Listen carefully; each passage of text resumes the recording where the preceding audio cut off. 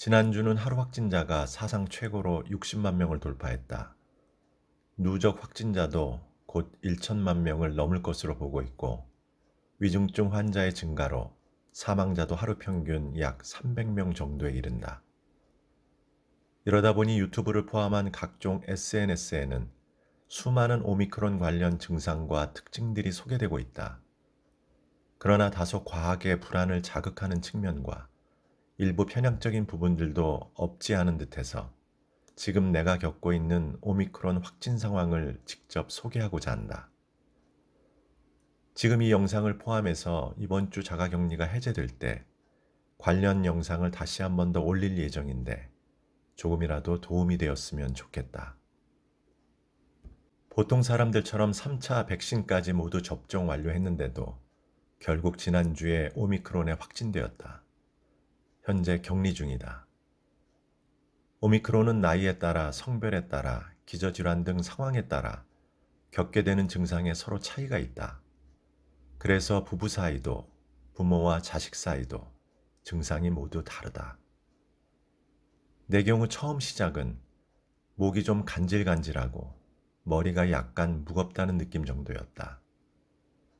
그렇게 하루가 지나고 목은 칼칼해지고 목소리는 갈라지기 시작했다.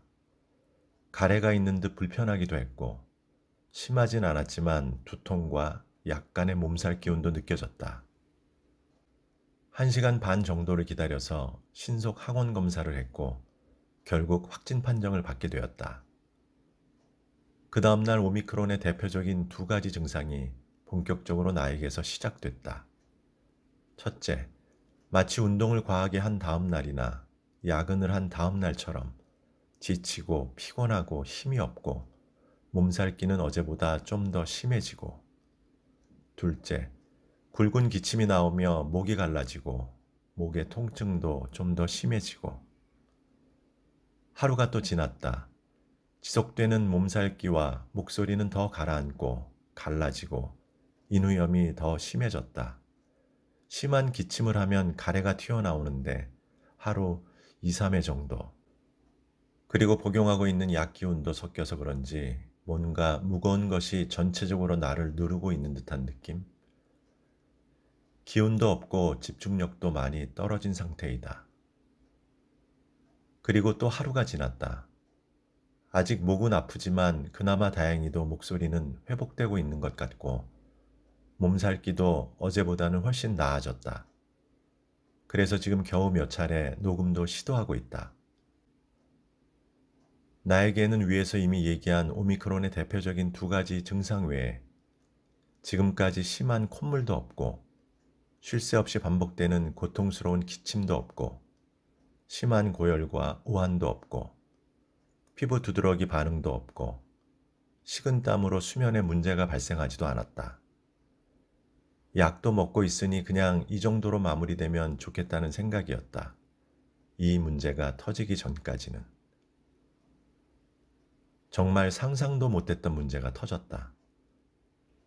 미각과 후각이 상실된 것이다. 태어나서 처음 겪는 아주 생소한 경험이다. 그런 만큼 뭐랄까 아주 이상하다. 설마. 에이, 이게 말이 돼? 근데 거짓말 같은 사실이다.